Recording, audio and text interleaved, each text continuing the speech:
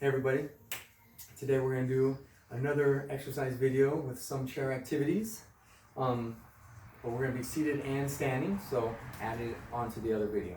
First one is just going to be twisting motion, so we'll add routine in here, right? So as I'm rotating or Russian twist from my seat, with my feet planted, I'm obviously well balanced and stable. If I want to make it a little more difficult, I can always pick my feet off the ground. And I'm really trying to, again, just rotate my shoulders back and forth as much as I can do so without running to the chair. The next one is going to be a bicycle. I can actually grab the sides of the chair for extra stability. And I'm just going to push my legs in and out, right, like I'm riding a bike. And I'm still trying to use my abs though. I can do a V-up. I'm actually on a bench. I'm on my bench on a chair today. All right, come up and out.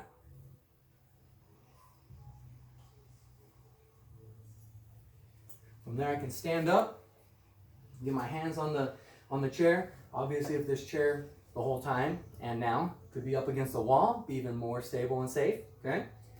If I'm here, I'm gonna start with a mountain climber, just a regular mountain climber.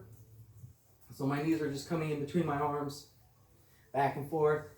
Then I can switch it, and I can get my knee opposite to my opposite wrist, cross, diagonal. I can bounce that into basically like a plyo lunge, right, with a little more stability. I can always turn the chair around and use the top of the chair and put this part of the chair up against the wall. All right, but I'm here in like a lunge position. I'm just going to jump up and switch. Back and forth.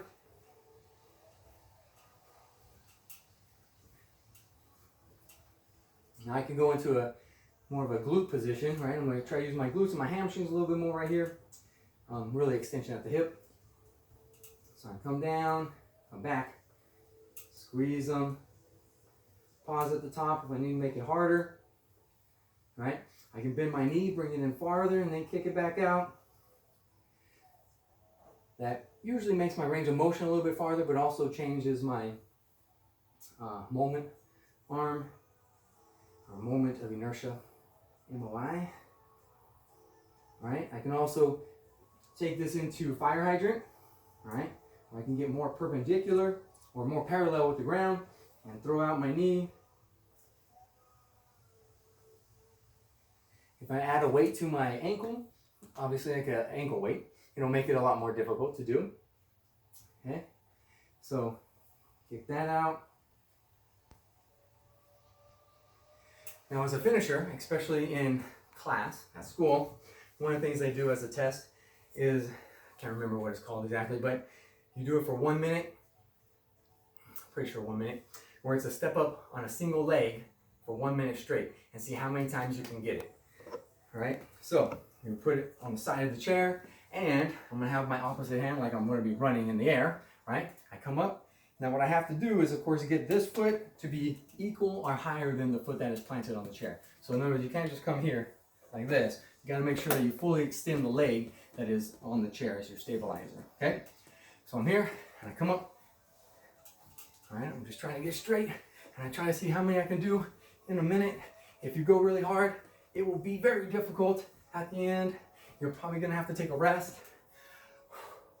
All right, before you actually try the next foot. Me and my younger son did this the other day after a leg workout together, and just as like a finisher, and did it twice each leg, and we were dead, okay? All right, bouncing off the floor, really trying to use the right side as much as you can. So right now I'm gonna use less of my left leg, more of my right leg, so you can tell the difference, right? I get a little plant out of my left foot and push up, or do I move more, use my right leg to do all the action, okay? All right, we'll see y'all next time.